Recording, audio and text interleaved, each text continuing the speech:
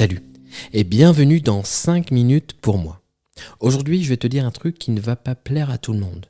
Si tu veux être heureux, arrête de vouloir tout contrôler. Oui, j'ai bien dit arrête. Parce que plus tu veux que tout soit parfait, plus tu deviens fragile. Et ça, personne ne te l'a jamais dit comme ça. Alors ouais, on vit dans une époque où on adore avoir la main sur tout. L'heure à laquelle on se lève, le nombre de pas qu'on fait, la température exacte du café, même la météo. On la check 15 fois par jour au cas où.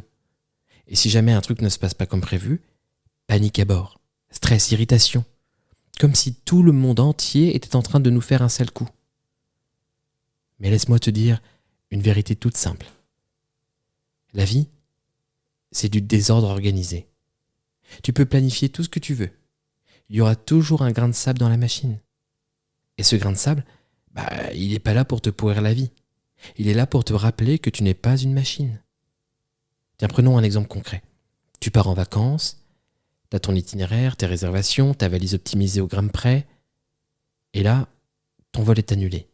Ton hôtel est surbooké. Ou bonus, il pleut toute la semaine. Alors si ton bonheur il dépend à 100% du fait que tout se passe comme prévu, je te laisse imaginer dans quel état de nerfs tu serais. Mais si tu sais composer avec l'imprévu, tu vas peut-être découvrir un petit resto local incroyable, rencontrer des gens que tu n'aurais jamais croisés, ou tomber sur un coin de paradis que Google Maps ne connaît même pas. Le problème avec le besoin de contrôle, c'est qu'il donne l'illusion de la sécurité. On croit que si tout est planifié, on est protégé. En réalité, on se fragilise. Parce que le jour où quelque chose échappe à notre contrôle, tout s'écroule. Et tu sais quoi ? C'est souvent pour ça que certaines personnes s'effondrent pour un détail. Pas parce que c'est grave, mais parce que ça ne rentre pas dans le plan. C'est un peu comme ces châteaux de cartes. Plus tu les construis hauts et parfaits, plus un petit souffle suffit à tout faire tomber. Alors comment on fait ?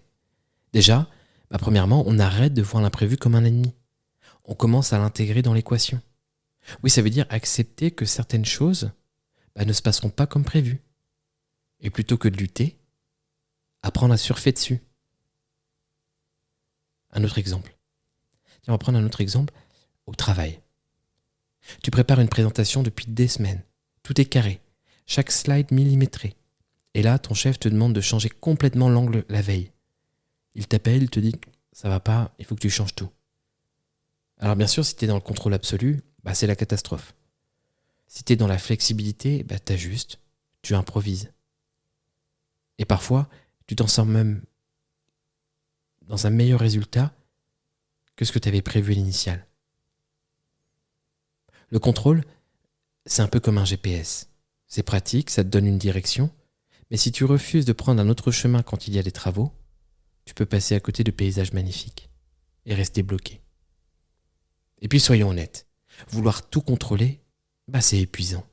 Ça pompe ton énergie, ça te stresse et ça te laisse peu de place pour vivre tout simplement. Parce que pendant que tu gères chaque détail, tu rates la spontanéité, la surprise et cette petite étincelle qui rend la vie vivante, belle. Alors bien sûr, je ne te dis pas de vivre au jour le jour sans jamais rien prévoir. On a tous besoin d'un minimum de structure. Mais laisse un espace pour que ta vie t'étonne, pour que les choses arrivent en dehors de ton plan. Tu sais pourquoi ? Parce que c'est souvent là que se cachent les plus beaux souvenirs, les vraies rencontres, les histoires qu'on raconte des années après. Alors oui, ça fait peur au début. Parce que lâcher le contrôle, c'est comme lâcher le volant. Sauf que tu continues à avancer. Mais petit à petit, tu vas voir que tu n'as pas besoin de tout maîtriser pour être en sécurité. Et tu vas découvrir que l'imprévu n'est pas là pour te nuire, mais pour t'ouvrir des portes que tu n'aurais jamais poussées.